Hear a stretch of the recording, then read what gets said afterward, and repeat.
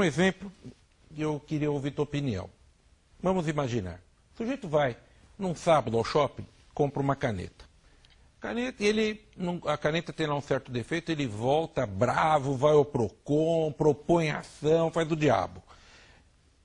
Ele é agredido por um segurança do shopping. Ele vai à delegacia, pede abertura de inquérito por lesão corporal ou agressão física. Pede indenização de danos morais nos juizados. Isso, ele faz o diabo. No domingo ele foi ao estádio, ele comprou uma cadeira no melhor lugar do estádio, tem um sujeito no seu lugar. Não pode sentar ali e ele deixa quieto. Na saída do estádio, tem lá uma confusão, ele é agredido por quem faz a segurança do estádio. Pouco importa se é polícia militar ou é privado. Alguém, porque é um ser humano. Esse negócio de instituição é criado pelas leis. É um ser humano que lhe agride. E ele acha isso normal. Eu acho que a questão é paradigmática. Por que no sábado ele fez todo o escarcéu por causa da caneta e da agressão sofrida no shopping? No domingo ele não fez nada porque tomaram o seu lugar e ele foi agredido e ficou quieto. E já foi para casa ainda feliz que o time dele ganhou. Porque o Código de Defesa do Consumidor, o público brasileiro, o povo brasileiro, o cidadão brasileiro, deu legitimidade a ele, exigindo. Eu me recordo que logo quando eu era criança, o Código de Defesa do Consumidor passou a ser utilizado, além da imprensa ter divulgado com bastante... com muita divulgação mesmo, trouxe em reportagem do Jornal Nacional. Eu me recordo do meu pai com o Código de Defesa do Consumidor na bolsa ou no carro, e ao menor sinal de lesão ou direito dele, ele mostrava o Código de Defesa do Consumidor. Então, o cidadão brasileiro conferiu legitimidade a essa lei. O que está faltando ainda com o Estatuto do Torcedor? O torcedor, muitas vezes, não sabe que a lei existe. Então, eu vou te ajudar. Mostra de novo aqui. Seguinte, eu estou mostrando para cá e estou falando para cá. Torcedor, compre o livro aqui do Gustavo e leve para o estádio debaixo do braço. Eu vou levar, porque eu estou ganhando um, não vou precisar comprar. Né? Eu vou levar. Mas sabe que eu não estou falando de brincadeira, não. Eu estou falando muito sério. Se nós queremos que esse país, que sediará uma Copa do Mundo, ele seja visto como um local onde os estrangeiros poderão vir aqui, visitar, e terão estádios à altura e com as leis sendo respeitadas, a gente tem de começar agora, nos nossos campeonatos. Eu vou começar a fazer isso, eu vou começar a levar o estatuto, vou levar o seu, assim eu faço propaganda. Quando alguém lá, aconteceu tal coisa, fala, compra esse aqui. E vamos imaginar, hoje as grandes empresas, elas administram carteiras de ações de relação de consumo dos seus consumidores insatisfeitos. Então, todas as grandes empresas hoje contratam grandes escritórios para administrar essas carteiras. São centenas ou milhares de ações pelo país afora. Vamos imaginar se nós tivéssemos para cada partida envolvendo 30, 40, 50 mil torcedores, o jogo do Corinthians dá isso com tranquilidade, se cada torcedor, ao menor sinal de violação do seu direito, começasse a propor ações individuais. Os clubes passariam a ter que administrar essa carteira de ações. E para poder administrar essa carteira e não terem prejuízo, qual que seria o próximo passo? Evitar que o dano aconteça, evitar que esses danos se perpetuem na vida dos torcedores. Porque se a gente deixar essa lei aqui, principalmente com as alterações, naquele rol de leis que não pegam... É um grande problema. Não vai dar certo. Não vai dar certo. Fazer o seguinte, Gustavo, eu vou para o intervalo e a gente volta em seguida, continuando esse nosso bate-papo aqui, tá bom? A gente volta rapidinho.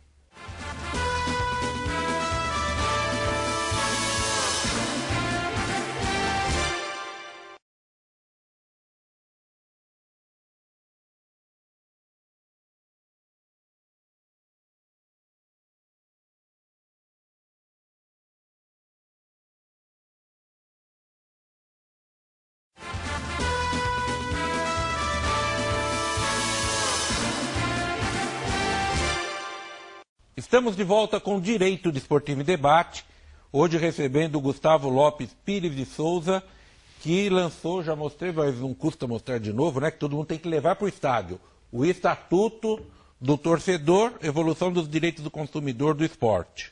Você pegou o prefácio do Mauro Betti? Sim, um prazer imenso que ele me deu. E o Paulo, quem foi? O orientador? O Paulo Brax, ele é juiz do STJD.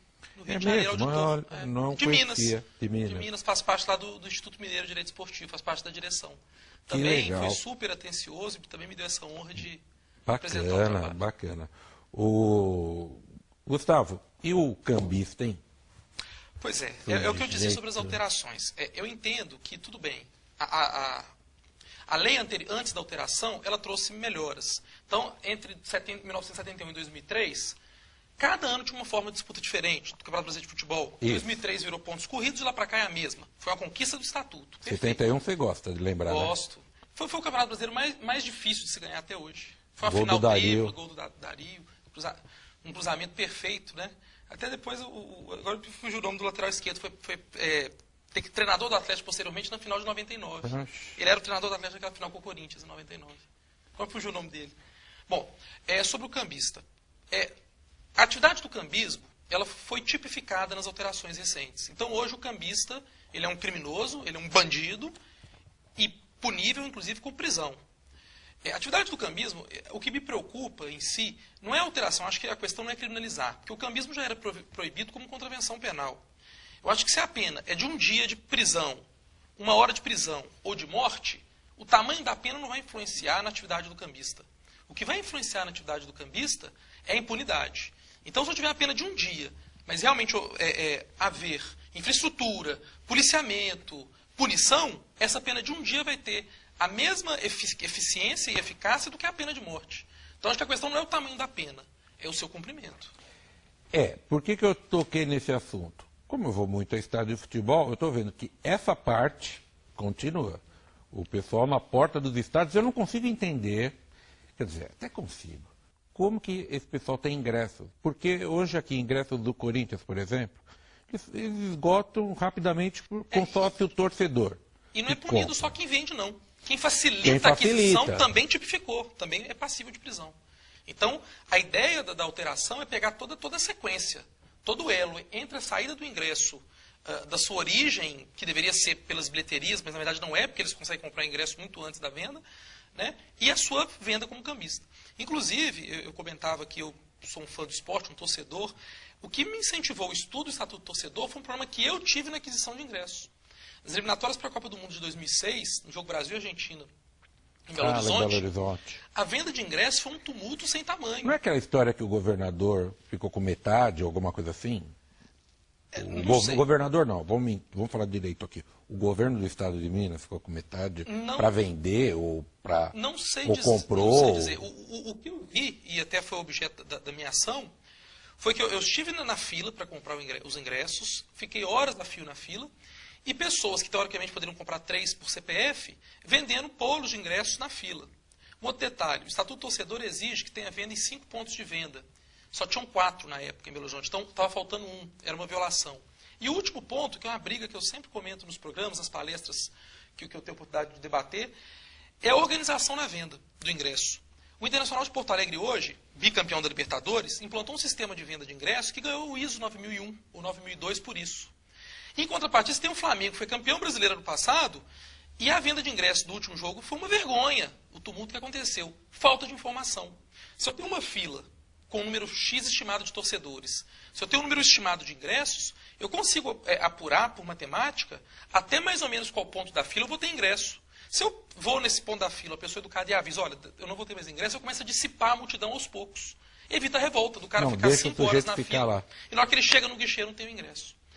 Essa questão da falta de informação é interessantíssima. A gente vai ao estádio, né, o senhor também acompanha muito o esporte no estádio, provavelmente tem mais do que eu ando muito desanimado com o meu Atlético, estou fugindo do estádio. E também porque eu sou mais velho, né?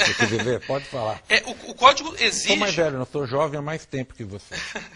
O código exige que exista uma central de informações no estádio, para que quando o torcedor chegue, ele seja encaminhado para essa central de informação, como acontece nos teatros, nos cinemas, para que um atendente o leve à sua cadeira e, caso ele tenha uma reclamação,